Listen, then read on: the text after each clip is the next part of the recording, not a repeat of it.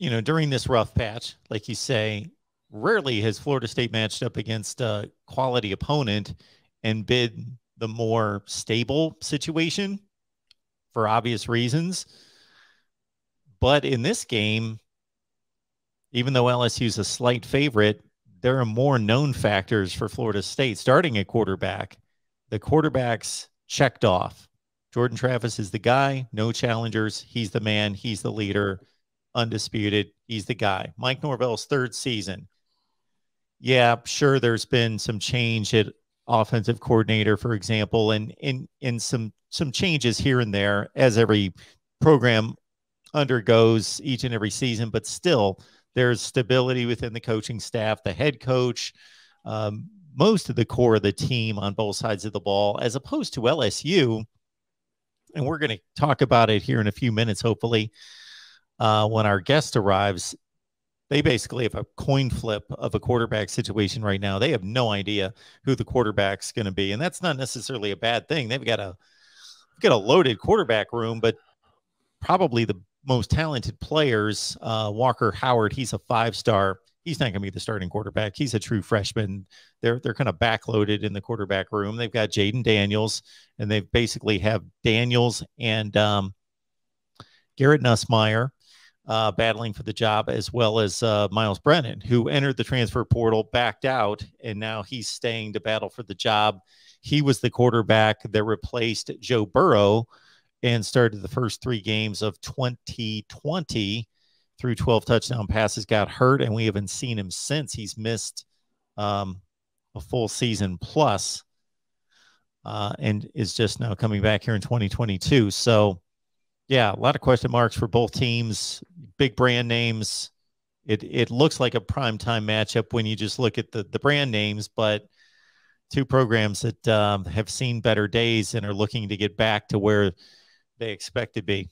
Yeah, no, most certainly. And I think, too, for Mike Norvell's situation, just being there for all of the spring and watching the practices and just kind of just reading him and then reading the rest of the staff, they feel confident after this spring. And, they've made some changes. Really, the only change staff-wise, players-wise, kind of, you've let some guys go and maybe trying to thin out and get ready for the 2023 class or whichever kind of game plan Mike Norvell's trying to put together. But, you lose Chris Marv, your linebackers coach, but then you're able to bring in Randy Shannon. You're practically bringing a lot of that same staff back this upcoming season. And so you're hoping with a true third year for Mike Norvell, things have got to start clicking. You can't hope they are. They have to start clicking.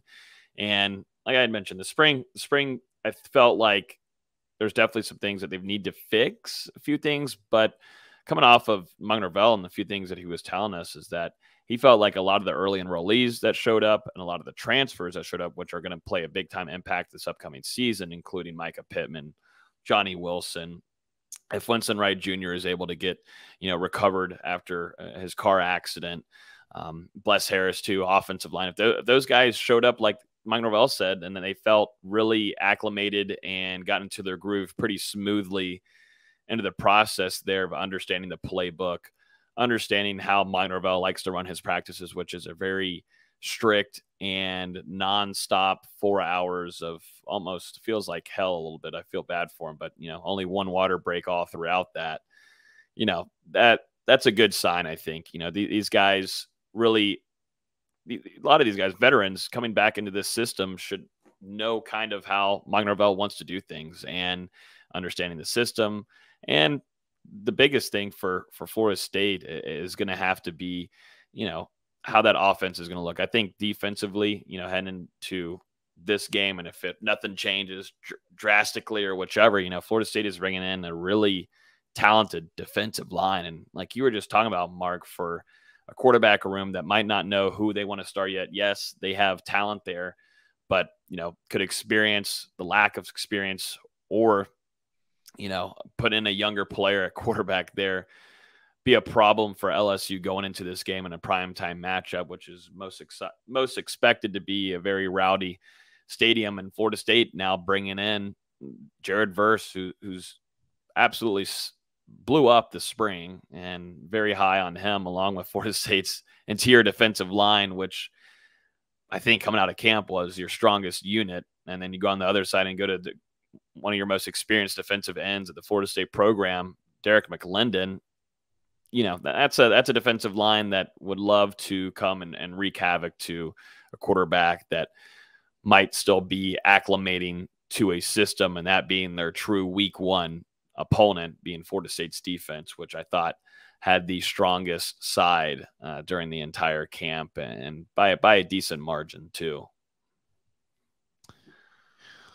All right. You know what we've got going tonight, Logan? This should be a shock. We've got some Miami trolling going on. Oh, never, ever on here. Never, ever. Oh, and Timmy's commenting on here too. Yeah, Dennis Briggs. I was going to mention Dennis Briggs too, but I was trying to go for my projected starting unit there. I think is going to be Jared Verse and Derek McLendon, but you're able still to use Dennis Briggs in a lot of different ways. I think there could be times where a certain other guy might be starting a game, but those are probably your top three guys at defensive end heading into the season. And it just goes to show, specifically talking about this LSU game, you got to hope that everybody after week 0, after they face Duquesne, everybody's healthy and ready to go in New Orleans, because they're going to want to have a big time pass rush there and, affect that quarterback. And I'm looking forward to hopefully being able to jump in and preview a lot of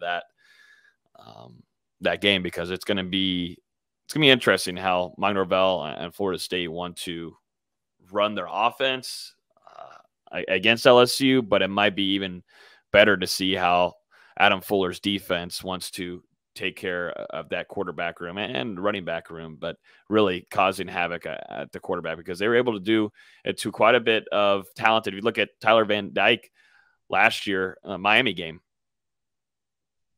Jermaine Johnson did what he wanted to do against Miami's offensive line. So did Keir Thomas. That defensive line just wreaked havoc, and that was the big game where you had to get to the quarterback. And they did that multiple times throughout the season, but specifically against a guy that's highly regarded, looking forward, to having a bigger season too down there in Miami, for them to, dial in and the biggest thing, get after the quarterback. And that's something Adam Fuller told us after the game, that was something that, that was scripted and put together to, really hurt the Miami offense. So we'll see if they're able to do it in New Orleans.